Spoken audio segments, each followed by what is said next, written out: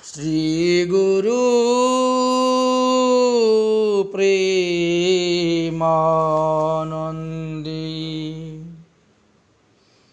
निताई गौर शीतनाथ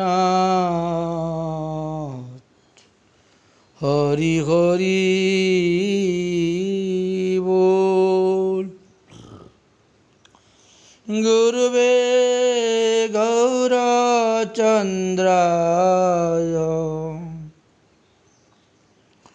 राधिकायै तदालये कृष्णाय कृष्णभक्ताय तद्भक्ताय नमो नमः। सुधी भक्तबिंदगण, श्री श्री नरोत्तम दास ठाकुर महाशय विरचिता श्री श्री प्रेम भक्ति चंद्रिका नामक ग्रंथेर ৭৭টি ত্রিপদী আমরা আস্বাদন করেছি।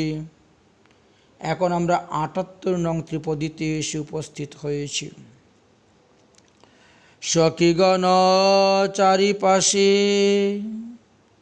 সেবা করি অভিলাষে, সেই সেবা পরম সুখ ধরে। এই মনে তনু মোর এই রসে সদা ভূর, নরোত্তম সদাই বিহরে।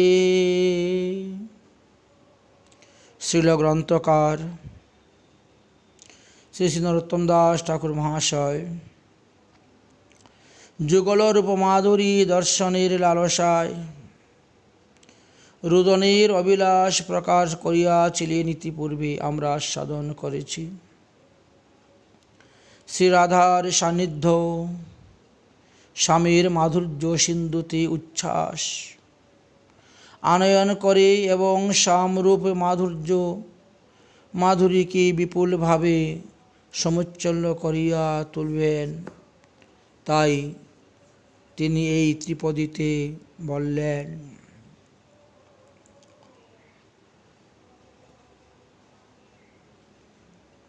যদ্যপি নির্মল রাধার সৎপ্রেম দর্পণ,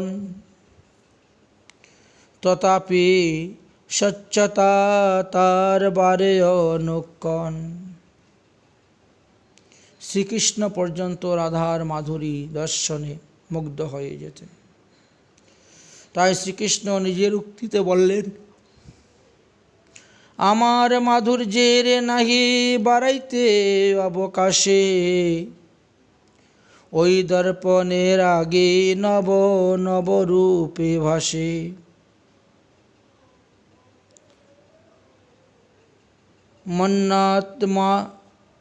মত মাধুর্য রাধা প্রেম দুহে হুর করি, ক্ষণে ক্ষণে বারে দুহে কেহ নাহি হারি।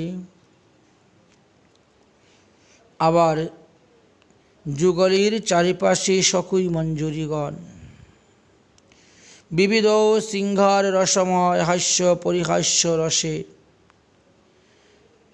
সেবারসের বার্তায় যুগল কিশোর সিন্ধুকে উল্লাস করিয়া তোলেন।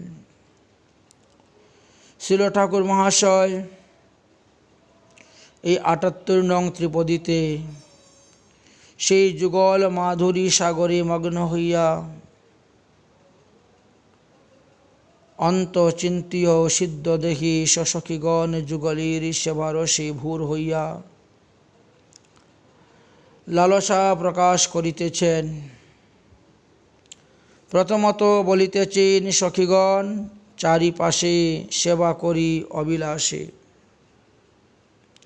সেই সেবা পরম সুখ ধরে। ঈশ্বর বিভবস্তু হইল কোনো চিৎশক্তির সহায়তা ব্যতীতই পরিপুষ্টি লাভ হইতে পারে না।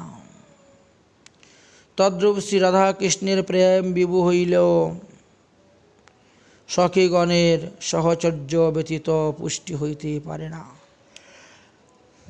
সখীগণই শ্রী রাধা কৃষ্ণ এই লীলাকে আস্বাদন করিয়া থাকেন। সখী মঞ্জুরিগণ শ্রী রাধারূপ কৃষ্ণ প্রেম কল্পলতা শাখা পল্লবাদি স্থানীয়া। শাখা পল্লবগুলি লতার চারিপাশে থাকিয়া যেমন লতাকে সুবাসিত করে, তদ্রূপ শ্যাম তমালির সোহাগে সোহাগিনী শ্রীমতী রাধারানী শ্যামঙ্গে জড়িয়া কনকলতার ন্যায় চারিপাশে থাকিয়া সখীগণ যুগলীর শোভা আস্বাদন করিয়া থাকেন।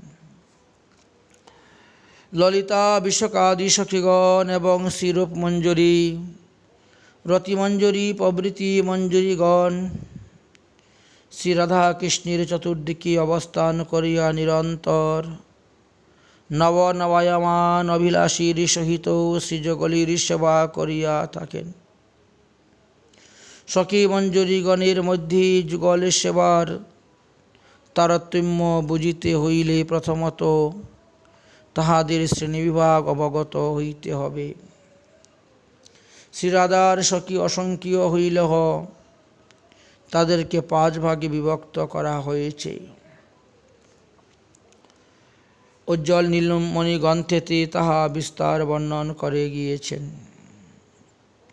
বৃন্দাবনেশ্বরী শ্রীরাধার সখীগণ পঞ্চবিধ কি কি বললেন? 1 সখী, 2 নিত্য সখী, 3 প্রাণসখী, 4 প্রিয় সখী এবং 5 নম্বরে পরম প্রেষ্ঠ সখী। ইহার আবার ভাবনিষ্ঠা বেদে ত্রিধা: কৃষ্ণ স্নেহা অধিকা, সমস্নেহা ও রাধা স্নেহাধিকা। উদাহরণস্বরূপ বলা যায়, সখী ধনিষ্ঠা বৃন্দাদি তারা শ্রীকৃষ্ণ স্নেহা অধিকা ছিলেন। সখীদের মধ্যে বলা হলো। আবার প্রিয় সখী করঙ্গাঙ্কি প্রভৃতি এবং পরমেষ্টি সখীর মধ্যে ললিতা আদি অষ্টসখী সমস্নেহা অর্থাৎ রাধা কৃষ্ণের সমান স্নেহ বহন করিয়া থাকেন। এই সমস্নেহা সখীগণের মধ্যে শ্রী ললিতা বিশকাদি অষ্ট পরম প্রেষ্ঠ সখীগণ শ্রী রাধা কৃষ্ণের তুল্য প্রেম বহন করিয়াও আমরা শ্রী রাধারই এই রূপ অভিমান পোষণ করিয়া থাকেন। শ্রী রাধা কৃষ্ণ ইহাদের প্রেমের পরাকাষ্ঠা বশত সময় বিশেষে 2 জনের মধ্যেই এক তরে ক্ষণকালের জন্য প্রেমাধিক্য প্রকাশ পাইয়া বলিয়া প্রতীত হন। যেমন খণ্ডিত অবস্থায় শ্রীরাধার প্রতি এবং মানবাবস্থায় শ্রীরাধা কৃষ্ণের প্রতি অনাদর করিলে শ্রীকৃষ্ণের প্রতি অনুরাগ প্রকাশ করেন। প্রাণসখী ও নিত্যসখী কৌস্তরী মণিমঞ্জুরি প্রভৃতি রাধা স্নেহায় অধিকা হইয়াছেন, তাই তারা মঞ্জুরি নামে খ্যাত। সকল সখীগণ হইতে রাধা স্নেহাধিকা মঞ্জুরিগণে ভেদ বা বিলক্ষণ সম্বন্ধে বৃন্দাবন মহিমামৃত গ্রন্থেতে লেখা আছে।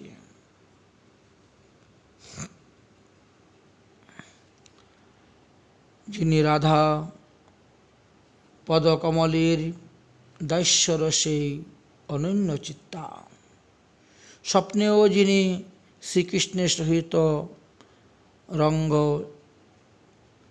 স্বীকার করেন না, শ্রীকৃষ্ণ বলপূর্বক তাহার কঞ্চুক ছিন্ন ভিন্ন করিয়া কিছু আচরণ করিলে এমন কোনো মঞ্জুরি অস্ত্রযুক্ত হইয়া নানা প্রকারের প্রলাপ করেন এবং তাহা দেখিয়া আমার আত্মা ও প্রাণস্বরূপিণী রাধা হাস্য করেন। ইহাদের তাদৃশ্য নিষ্ঠা দর্শনে শ্রী রাধারানীর হাস্য বুঝিতে হইবে। মঞ্জুরিগণ তাহাদের এই ভাব নিষ্ঠার নিমিত্ত অন্য সখীগণের কথা কি পরম শ্রেষ্ঠা ললিতাদি সখীগণেরও দুর্লভ বা অলভ্য শ্রীযুগল রহস্যময় সেবার সৌভাগ্য লাভে ধন্য হইয়া থাকেন। তাই মঞ্জুরিগণ সখীগণ হইতেও বেশি রাধারানীকে প্রণাদিকা হয়ে থাকেন। তারা তাম্বুল অর্পণ, পাদমর্দন, জলদান, অভিসারাদি কার্যের দ্বারা যাহারা বৃন্দাবনেশ্বরী শ্রী রাধার নিয়ত পরিতৃপ্তি বিধান করিতেছেন এবং প্রাণপ্রেষ্ট সখী ললিতাদি অপেক্ষাও যাহারা শ্রী রাধা কৃষ্ণের কেলিভূমিতে গমনাগমনে অধিক অসংকুচিত হইতেন, সেই রূপমঞ্জরী প্রধানা রাধাদাস্যগণকে আমি আশ্রয় করি। শ্রীমৎ মহাপ্রভু এবং তাহার শ্রীচরণাশ্রিত আচার্যপাদগণ এই মঞ্জরীর ভাব সাধনায় বিশ্বে প্রচার করেছেন।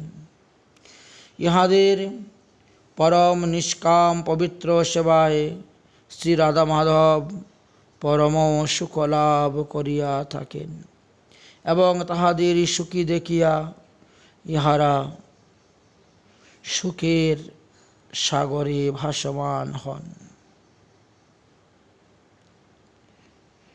তাই বলছেন সে সেবা পরম সুখ ধরে। সেবাকালীন ইহারা বিলাসী যুগলীর দর্শনে যে আনন্দ লাভ করিয়া থাকেন, কোত্রাবি তাহার তুলনা নাই। শ্রীল প্রবোধানন্দ সরস্বতীপাদ এই বিষয়ে লিখেছিলেন বৃন্দাবন মহিমা অমৃতের প্রথম অধ্যায়ের 54 নম্বর শ্লোকেতে। শ্রী রাধা মাধবের কেলি সিন্ধুতে মগ্ন নয়না সখীগণের যে সুখ হয়, ভগবত রাজ্যের নিখিল সুখ উৎসব তাহার তুলনায় লবলেশ মাত্র নেই। তারপর বললেন, এই মন তনু মোর এই রসে সদাভূর নরোত্তম সদাই বিহরে। শ্রীল ঠাকুর মহাশয় প্রার্থনা করিতেছেন, আমার এই মন তনু অর্থাৎ অন্তরিন্দ্রিয়গণ নিশ্চিতভাবে সিদ্ধদেহে মঞ্জুরি ভাবরসে তন্ময় হইয়া যেন সদা যুগলের সেবা কার্য তাদের সহিত লীলাস্থলে বিচরণ করিবার সৌভাগ্য লাভ করে। গৌরীয় বৈষ্ণব সাধক তাহাদের মন তনু অর্থাৎ শ্রী গুরু প্রদত্ত সিদ্ধ শরীরে একাদশ ভাবযুক্ত অভিমান স্থাপনপূর্বক অষ্টকাল শ্রী শ্রী রাধা মাধবীর সেবা চিন্তা করিবেন। ইহাই রাগমার্গের ভজনের কৌশল। বাহ্যে সাধক দেহে শ্রবণ কীর্তন অর্চন বন্দনাদি নানাবিধ ভক্তিযাজনের সহিত অন্তশ্চিন্তায় সিদ্ধস্বরূপে মানস সেবা সর্বদা চিন্তা করিতে হইবে। বাহ্য অন্তর ইহার দ্বৈত সাধন। বাহ্য সাধক দেহে করে শ্রবণ কীর্তন, মনে নিজ সিদ্ধ দেহ করিয়া ভাবন, রাত্রিদিন করে ব্রজে কৃষ্ণের সেবন। তাই শ্রীল গ্রন্থকার যে ঐর সদাভূর এই রকম কথা বলিছেন, ইহার অভিপ্রায় এই যে যাহারা যৎকিঞ্চিৎ সিদ্ধদেহীর অভিমান প্রাপ্ত হইয়াছেন, তাহারাই বুঝিতে পারিবেন ইহাতে যে কি অপূর্ব রস আস্বাদন চমৎকারিতা বিদ্যমান। যাহারা সিদ্ধদেহ অভিমানে শ্রী শ্রী রাধা মাধবীর সেবা চিন্তনাদির সৌভাগ্য প্রাপ্ত হইয়াছেন, তাহাদের তো কথাই নেই। এই সিদ্ধদেহীর অভিমানেই সিদ্ধি সন্নিকটস্থ হইয়া থাকে বলিয়া গোস্বামী পাদগণের মত অস্তু তাবৎ ভজনম প্রয়াস কেবলম তদৃশ্যাভিমানেনমপি সিদ্ধির্ভবতি। ভক্তি সন্দর্ভ 344 অনুচ্ছেদে দেখতে পাই।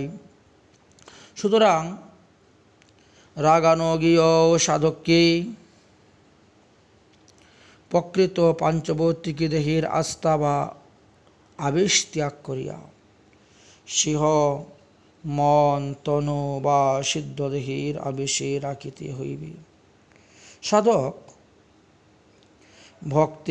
ভক্তি সাধন মাত্রেই আমি ভগবানের নিত্য সেবক এবং ভগবান আমার নিত্য সেব্য, এই তত্ত্বজ্ঞান সর্বত্র অনুষ্ঠিত থাকবে।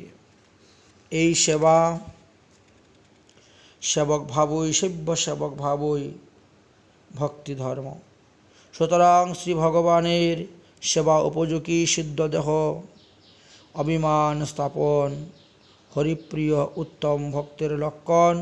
এই কথাই নরোত্তম দাস ঠাকুর মহাশয় এই ত্রিপদীর দ্বারা আমাদেরকে বোঝাতে চেয়েছেন। তারপরে বললেন, রাধা কৃষ্ণ কর ধ্যান, স্বপ্ন না বল আন, প্রেম বিনায়ান নাহি চাহু, যুগল কিশোর প্রেম যেন লক্ষ্যবান হেম, আরতি পিরতি রসে ধাউ, আরতি পিরতি রসে বাউ।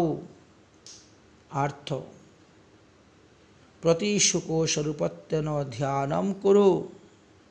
হে মন, তুমি এইভাবে ধ্যান করো। শ্রী নরোত্তম দাস ঠাকুর মহাশয় ৭৯ নং ত্রিপদীতে রাগানুগীয় মঞ্জুরি ভাবে সাধকের অন্তরঙ্গ সাধনের উল্লেখ করিতেছেন। প্রথমত বলিতেছেন, রাধা কৃষ্ণ কর ধ্যান, স্বপ্নেও না বল আন। শ্রী পদ্মপুরাণে তার দৃষ্ট হয়, ধ্যানন্তি পুরুষম দিব্যম অচ্যুতঞ্চ স্মরন্তি য়ে, লবন্তেতি উচ্যুতম স্থানম শ্রুতিরীশাং পুরাতনে। যিনি দিব্য পুরুষ শ্রী অচ্যুতের ধ্যান বা স্মরণ করেন, তিনি অচ্যুত স্থানই প্রাপ্ত হন। ইহাই প্রাচীন শ্রুতি। হরিভক্তি বিলাসের তৃতীয় বিলাসে ধ্যান মাহাত্ম্য এই শ্লোকটি উদ্ধৃত করিয়াছেন শ্রীমৎ সনাতন গোস্বামী পাদ। সেখানে এই শ্লোকের টিকায় তিনি লিখলেন,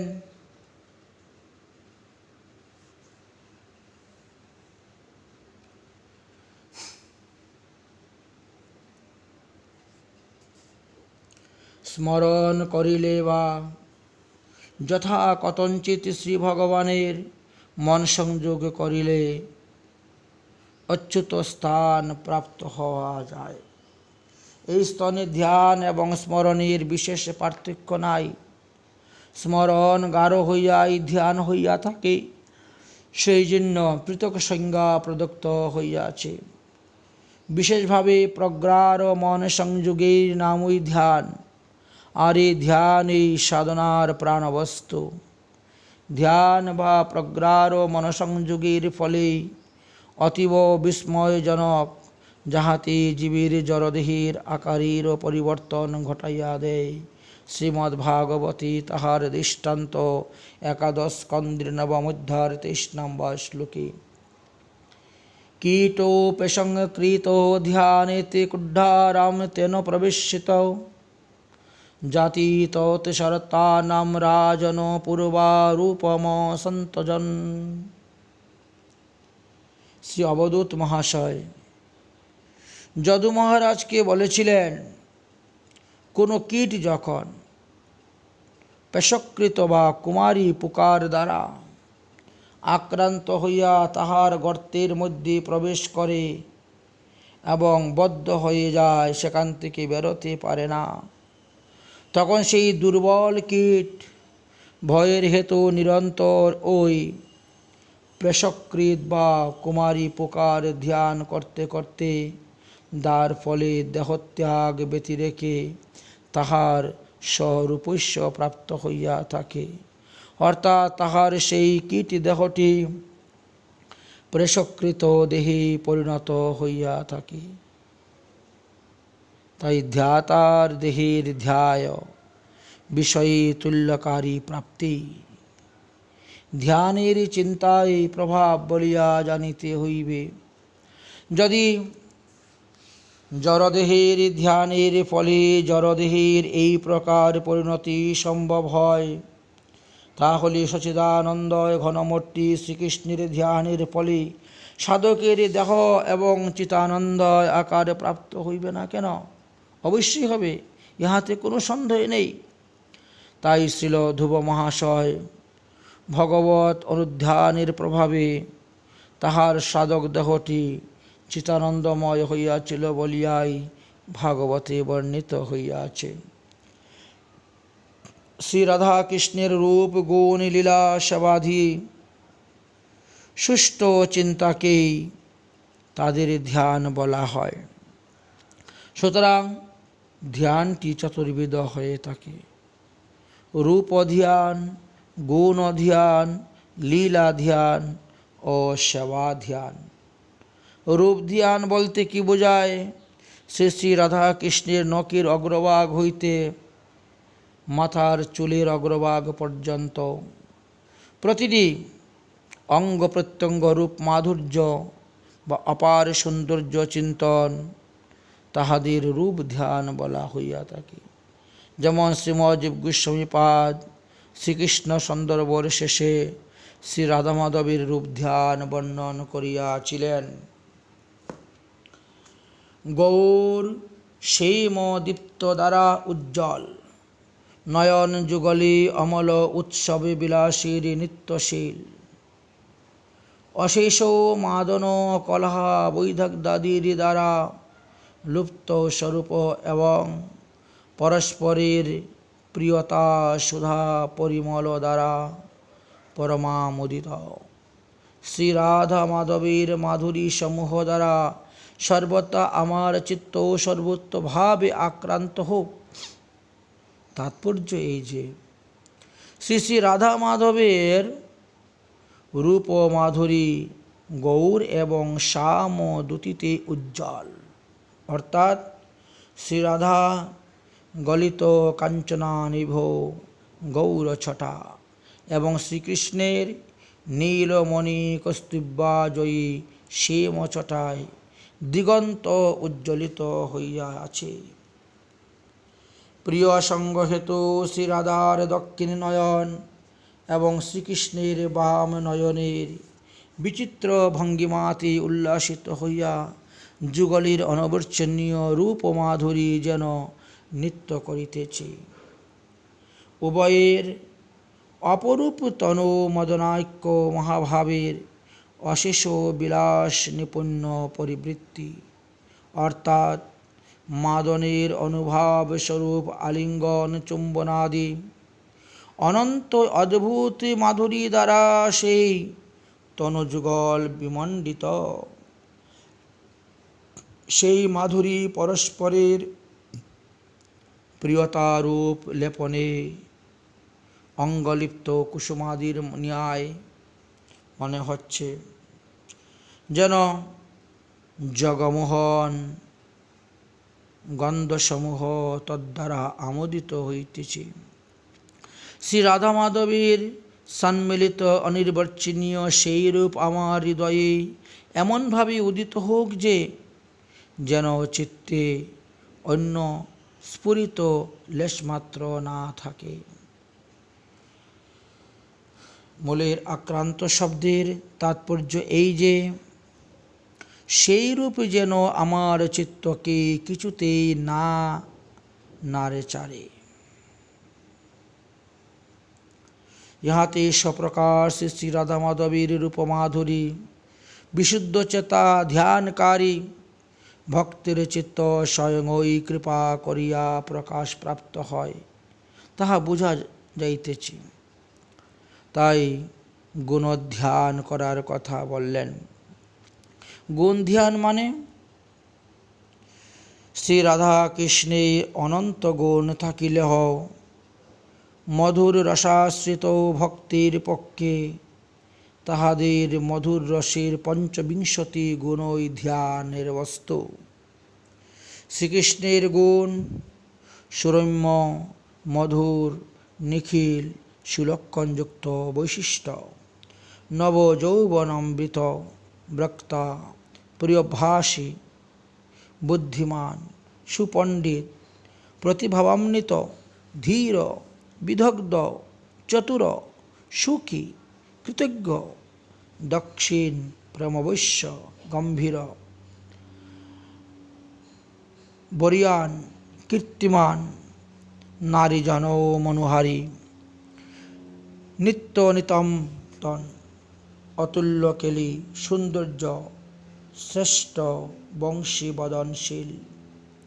শ্রী রাধারানীর গুণ সেইভাবেই আছে। মধুরা নববয়সা, চপল নয়না, মধুর হাস্যমণ্ডিতা, চারু সৌভাগ্য রেখা সম্পূর্ণা, যাহার অঙ্গগন্ধে মাধব উন্মাদিত হন, সকিতাবিজ্ঞা, রম্যবাক্য, পরিহাস বিশারদ, বনিতা, করুণাপূর্ণা, বিদগ্ধা, সুচতুরা, লজ্জাশীলা, সুধৈর্যা,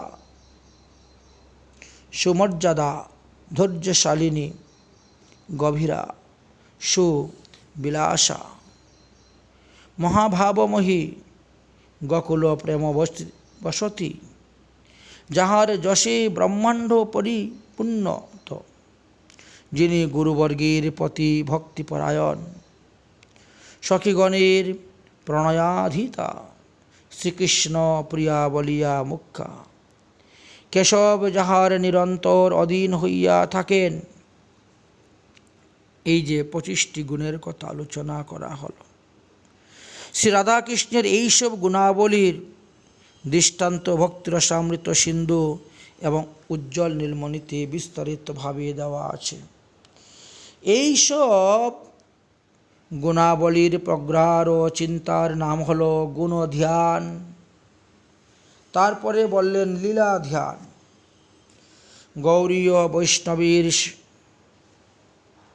লীলা ধ্যানও একটি বিশেষ। গৌড়ীয় সম্প্রদায়ে শ্রী শ্রী রাধা মাধবের অষ্টকালীন লীলা চিন্তার যে পদ্ধতি দেখা যায়, তাহাই তাহাদের লীলা ধ্যান। শ্রীমৎ রূপ গোস্বামী পাদের সংক্ষিপ্ত লীলাসূত্র অবলম্বন করে এবং কবি কর্ণপুরের কৃষ্ণা চিহ্ন কৌমুদিনী দৃষ্টিতে আর শ্রীল কৃষ্ণদাস কবিরাজ গোস্বামী পাদের শ্রী গোবিন্দ লীলামৃত গ্রন্থ এই সমস্ত রচনা করে বিস্তারভাবে মহাজনগণ রাধাকৃষ্ণের অষ্টকালীন লীলাসমূহ বর্ণন করিয়াছেন এবং তৎপরবর্তী গৌড়ীয় বৈষ্ণবাচার্য শ্রীল বিশ্বনাথ চক্রবর্তীপাদ তাহার কৃষ্ণ ভবনামৃত গ্রন্থে গোবিন্দলীলামৃতর সংক্ষিপ্ত অংশগুলি বিস্তারিতভাবে বর্ণন করিয়া শ্রী শ্রী রাধা কৃষ্ণ লীলা ধ্যানের ভাণ্ডারকে সমৃদ্ধ করিয়া তুলিয়াছেন। তৎপরবর্তীকালে শ্রী রাধারানীর সাক্ষাৎ কৃপাদেশে প্রাপ্ত হইয়া গোবর্ধনের মানসী গঙ্গার সিদ্ধ বাবা শ্রী কৃষ্ণদাস সিদ্ধ বাবা গোবিন্দ গৌর গোবিন্দের অষ্টকালীন গুটিকা প্রণয়ন করিয়া গৌরলীলার সহিত শ্রী রাধা মাধবীর লীলা চিন্তনের পদ্ধতি প্রবর্তন করিয়াছেন এবং ভাবনাসার সংগ্রহ নামে বৃহৎ চয়নিকা গ্রন্থ প্রণয় করিয়া গুটিকার বিষয়গুলো বর্ণিত করিয়াছেন। লীলাগুলি যাহাতে মহাজন বাণীর দ্বারা অনুভব বা আস্বাদন হয় তাহার চেষ্টা করিয়াছেন। লীলা ধ্যানে রূপ গুণাদি এবং সেবা ধ্যানেও অনুসুপ্ত থাকে বলিয়া রাগানুগীয় সাধকের জন্য লীলা চিন্তনই বিশেষ বিধান দৃষ্ট হইয়াছে। তারপরে বললেন সেবা ধ্যানের কথা। সেবা ধ্যান কি বলছেন? ইহাকে মানুষ সেবা বলা হয় বা মানসিক সেবা বলা হয়। গৌড়ীয় বৈষ্ণব সম্প্রদায়ে যুগপীঠ শরণ পদ্ধতির মাধ্যমে শশকী শ্রী শ্রী রাধা মাধবীর সেবার নিয়ম প্রচলিত আছে। লীলা দুই প্রকার হয়ে থাকে। এক হল সারসিকী লীলা, দ্বিতীয় হল মন্ত্রময়ী লীলা। সারসিকা শ্রুতবতীর ন্যায়, মন্ত্রময়ী হৃদবৎ। হ্রদ শ্রুতেরই অন্তর্গত, স্বতন্ত্র কিছু নয়, তবু ইহার পৃথক স্থিতি বা নাম দৃষ্ট হয়ে থাকে। তাই অষ্টকালীন লীলা সারসিকী এবং যুগপীঠ মিলন লীলাই মন্ত্রময়ী। এই মন্ত্রময়ী যুগপীঠ মিলন লীলার সিদ্ধ স্বরূপাবেশে শ্রীযুগলের মানুষ স্বরূপ উপচারে সেবা ধ্যান হইয়া থাকে। শ্রীমজ্জীব গোস্বামী পাদ ভক্তিরসামৃত সিন্ধুর টিকায় মানুষ সেবার মহিমা প্রকাশ করিতে গিয়ে ব্রহ্মবৈবর্ত পুরাণের একটি দৃষ্টান্ত উদ্ধৃত করেছিলেন। প্রতিষ্ঠানপুরের কোনো এক দরিদ্র ব্রাহ্মণের সেবা পূজা দিতে তীব্র লালসা থাকিলেও দরিদ্রতার হেতু পূজার সামগ্রী সংগ্রহণে অসমর্থ হইয়া তিনি সেবা করিতে পারিতেছেন না। একদা তিনি বৈষ্ণব সভায় ভগবত ধর্ম শ্রবণকালে মানুষ উপচারে শ্রীহরির মনমোহী মূর্তির সেবা করিলেও শ্রীহরি প্রসন্ন হইয়া থাকেন। এই কথা শ্রবণ করিয়া মানুষ সেবার সংকল্প গ্রহণ করেন। তিনি একদা গোদাবরী নদীতে স্নান এবং নিত্যক্রিয়া সমর্পণান্তে নির্জন স্থানে প্রবেশন করিয়া শ্রীহরির মনোময় মূর্তিতে প্রতিষ্ঠা এবং মহারাজ উপচারে মানসিক সেবা সম্পাদন করিয়া পরমানন্দ লাভ করেন। এইরূপে প্রত্যহই তিনি নিত্য নতুন মানস দ্রব্যাদিতে শ্রীহরির সেবা ধ্যানের মহাশুভ লাভ করিতে থাকেন। এইভাবে কিছুকাল অতিবাহিত হইলে একদা তিনি মানুষে উত্তম পরমান্ন পাক করিয়া উহা স্বর্ণপাত্রে স্থাপনপূর্বক সুশীতল করিবার নিমিত্ত তাল পাতার ব্যঞ্জন দিয়ে বাতাস করিতে লাগিলেন। কিছুক্ষণ পরে উহা শীতল হইয়াছে কিনা পরীক্ষা করিবার জন্য ব্রাহ্মণ তাহার নিজের অঙ্গুলি প্রবিষ্ট করিলেন এবং সেই মানস ক্ষীরের তাপেই তাহার অঙ্গুলি দগ্ধ হইল। তাহার অঙ্গুলি দগ্ধ হওয়ায় এই পরমান্ন শ্রীহরির ভোগের অযোগ্য হইল ভাবিয়া দুঃখে তাহার সমাধি ভেঙ্গে গেল। তখন তিনি দেখিলেন বাহিরে তাহার অঙ্গুলটি দগ্ধ হইয়া পড়িয়া গিয়াছে, পীড়ায় যন্ত্রণায় কষ্ট পাইতেছেন। তাহাতে তিনি দুঃখ না ভাবিয়া প্রভুর সেবার দ্রব্য নষ্ট হইল সেই চিহ্ন তিনি দুঃখ করিতেছেন। সেবা সম্পূর্ণ হল না বলিয়া বিলাপ করিতে লাগিলেন। ব্রাহ্মণের দুঃখ দর্শন করিয়া শ্রীহরি আর স্থির থাকতে পারলেন না। শ্রীহরি বিমান প্রেরণ করিয়া তাহাকে চিন্ময় ধামে স্বীয় সমীপে লইয়া গেলেন। এই জন্য শ্রীল ঠাকুর মহাশয় বলিলেন, স্বপ্নেও না বলো আন। অর্থাৎ জাগরত দশায় তো বলবেই না, স্বপ্নেও যেন শ্রীহরির কথা প্রসঙ্গ ব্যতীত অন্য প্রসঙ্গ আলোচনা করিও না। কৃষ্ণেতর বার্তার শ্রবণ কীর্তনাদি চিত্তের বিক্ষেপজনক। ইতর প্রসঙ্গে চিত্ত বিক্ষেপ হইলে নিবিষ্ট মনে শ্রী রাধাকৃষ্ণের ধ্যান বা তাহাদের প্রতি মনসংযোগ কখনোই সম্ভবপর নহে। যেহেতু নিবিষ্ট মনে শ্রী রাধাকৃষ্ণের লীলা চিন্তন করিতে হইবে, একান্তভাবে ইতর বার্তার স্পর্শ ত্যাগ করিতে হইবে এবং প্রেম ব্যতীত অন্য বাঞ্ছা রহিত হইতে হইবে। তাহলে প্রেম বিনা আন নাহি চাহু। প্রেম লাভে ইচ্ছুক সাধককে প্রেম ব্যতীত অন্য নিখিল কামনা ত্যাগ করিতে হইবে। ভক্তির অর্থই সেবা। সুতরাং ভক্ত সাধক অবিষ্টেয় সেবা ব্যতীত অন্য কিছুই আকাঙ্ক্ষা করিবেন না। প্রেম ব্যতীত সেই সেবা কখনোই অবিষ্টের সুখকর হয় না। তাই প্রেমের আকাঙ্ক্ষা শুদ্ধ ভক্তির চিত্তে জাগাইয়া থাকেন। প্রেম আকাঙ্ক্ষা যাহার মনে, তিনি প্রেমের উপায়ে বা কারণস্বরূপে সাধন ভজনে নিবিষ্ট চিত্ত হইয়া থাকেন এবং প্রেম প্রাপ্তির বিরোধী বস্তুতে তাহার অপেক্ষা জাগিয়া থাকে। সুতরাং প্রেম প্রাপ্তির পিপাসা সাধকের প্রেম রাজ্যের অন্যতম হেতু বলিয়া জানিবেন। তারপরে ঠাকুর মহাশয় বললেন, যুগল কিশোর প্রেম যেন লক্ষ্য বানহেম, আরতি পিরতি রসে ধাউ।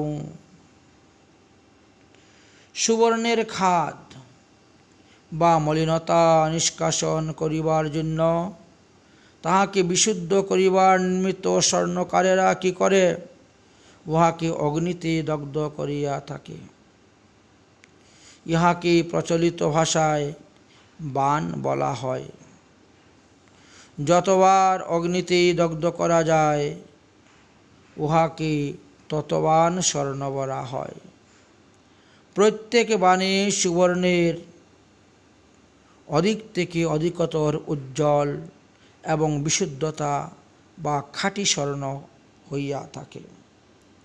তাই 5 বাণ স্বর্ণে আর কোনো মলিনতা থাকতে পারে না এবং ইহা যতদূর শুদ্ধ হওয়া যায় তাহাই হইয়া থাকে। সুতরাং স্বর্ণ কখনো লক্ষ্যবান হয় না। লক্ষ্যবান হেম এই বিশেষণটির বলার কারণ কি? বললেন এটা অনুপতমাবাচক।